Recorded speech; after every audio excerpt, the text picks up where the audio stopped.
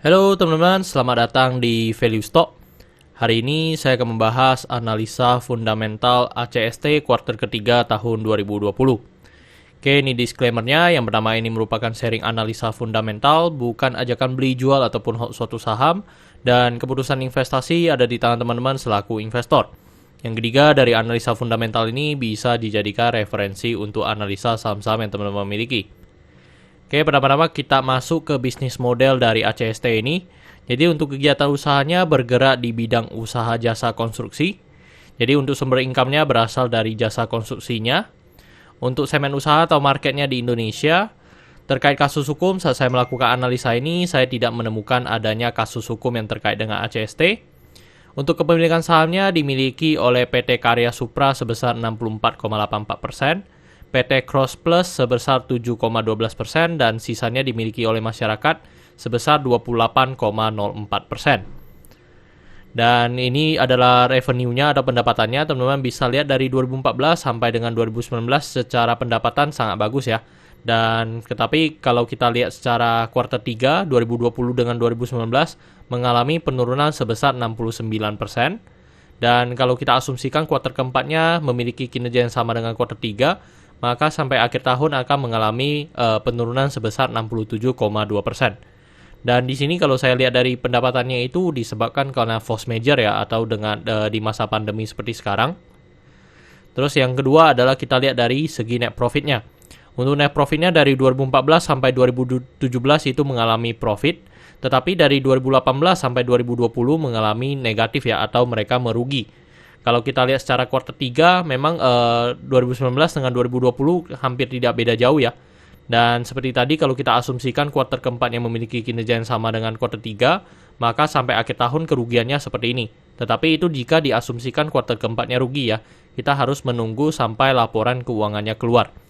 Dan kalau teman-teman lihat dari 2018 sampai 2020 ini, kalau saya lihat mereka juga ada informasikan sih kenapa mereka rugi. Mereka rugi itu karena ada kenaikan bahan baku. Yang kedua adalah mereka telat dalam menyelesaikan proyeknya. Jadi ketika proyek itu telat, ya tanggungannya semua dibebankan kepada perusahaan. Itu yang menyebabkan mereka mengalami kerugian. Terus dari segi asetnya dari 2014 sampai 2019 cukup konsisten mengalami kenaikan. Dan di 2020 ini mengalami penurunan cukup signifikan ya, sebesar 63,5%. Dan kalau saya lihat itu juga disertai dengan penurunan dari segi hutangnya. Jadi mereka membayar hutang ya. Jadi hutangnya mengalami penurunan sebesar 72,3%. Terus dari segi modalnya cukup konsisten mengalami kenaikan, dan kenaikan 2019 dengan 2020 sebesar 249%. Dan 2019 dengan 2020 ini mengalami kenaikan karena mereka ada namanya right issue ya teman-teman. Jadi mereka ada penambahan saham dan penambahan modal. Terus ini adalah summary laporan keuangannya dari 2014 sampai 2020. Dan di sini saya akan banyak membahas tentang rasio keuangannya. Yang pertama adalah MPN. Untuk MPM ini mungkin tidak bisa kita analisa ya. Jadi karena ini MPM ini minus, membuat EPS sama pernya juga mengalami minus ya teman-teman. Jadi itu tidak bisa kita analisa. Dan kalau kita lihat secara histori pun memang sebenarnya belum terlalu menggambarkan untuk net profit margin dari ACST ini. Terus dari segi book value-nya sekarang di 156. Dan kalau kita bandingkan dengan sebelum-sebelumnya juga memang tidak konsisten ya, karena dari jumlah sahamnya pun mengalami kenaikan yang cukup signifikan di tahun 2020. Dan PBV-nya kalau kita sekarang lihat PBV, untuk PBV sekarang di 3,58. Kalau kita lihat secara historinya memang PBV sekarang adalah yang paling mahal ya, di 3,58. Dan kalau kita lihat dari segi DER-nya memang mengalami penurunan yang cukup signifikan dari 2019 ke 2020. Tetapi kalau kita lihat lagi, sebenarnya juga sangat susah untuk dianalisa karena mereka ada penambahan modal, tetapi sebenarnya belum mencerminkan dari kinerja perusahaan. Terus dari ROE dan ROA-nya tidak bisa kita analisa karena laba atau perusahaan ini masih mengalami kerugian. Oke teman-teman, saat saya melakukan analisa ini untuk harga ACST di 560, dari analisa fundamental saya hanya memberikan 2 kali PBV sih teman-teman. Jadi saya melihat secara historinya, mungkin PBV-nya kan rata-rata ada di 1,2, habis itu ada pernah di 2 lebih, dan ini di 3,58. Saya hanya asumsi saya memberikan PBV-nya di angka 2. Jadi 2 dikali dengan book value-nya 300. Itu yang saya berikan kepada ACST ini. Jadi memiliki margin of safety minus 46%. Oke teman-teman, ini adalah kesimpulannya. Yang pertama adalah produk dan jasa. Untuk produk dan jasa sebenarnya mereka konstruksi sebenarnya secara bisnisnya cukup jelas ya. Jadi saya melihat perusahaan ini sebenarnya masih sangat bagus. Tetapi kalau apakah perusahaan ini mampu bertahan 5-10 tahun ke depan ya tergantung dari proyek yang mereka terima, terus sama kinerja dari perusahaan itu sendiri. Itu yang masih perlu tentatif ya teman-teman. Itu perlu dipertimbangkan lagi. Tetapi kalau secara hanya lihat dari produk, saya berikan status oke.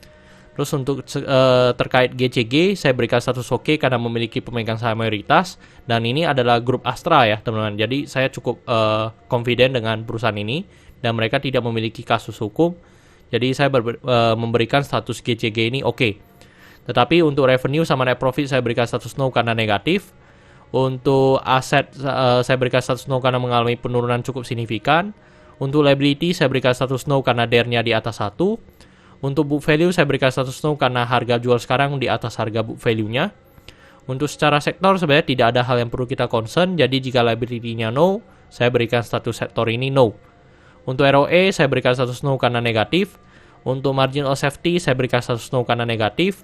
Untuk dividen saya berikan status oke karena selama 4 tahun terakhir untuk ACC ini masih sangat royal membagikan dividen kepada investornya. Oke teman-teman, jadi kesimpulannya adalah 3 dibanding 11. Dan pertanyaannya adalah apakah saya akan membeli saham ini? Untuk sementara saya tidak akan membeli saham ini ya teman-teman. Karena perusahaan ini masih mengalami kerugian. Dan dari secara kriteria ini pun mereka masih dikatakan cukup kurang baik ya teman-teman. Jadi aku rasa saya sementara mungkin hanya ya analisa aja, tapi saya tidak akan melakukan pembelian terkait saham ini. Oke teman-teman, saya rasa cukup sekian untuk video kali ini. Jangan lupa untuk like dan subscribe. Jangan lupa juga untuk follow saya di Instagram saya di royken13. Dan jika teman-teman ada kode saham yang ingin saya buatkan analisa seperti ini, silakan tinggalkan di kolom komentar untuk kode sahamnya. Nanti saya akan buatkan listnya dan teman-teman bisa voting di situ untuk saham-saham mana yang akan saya prioritaskan untuk saya cover terlebih dahulu. Oke teman-teman, see you in the next video. Bye-bye.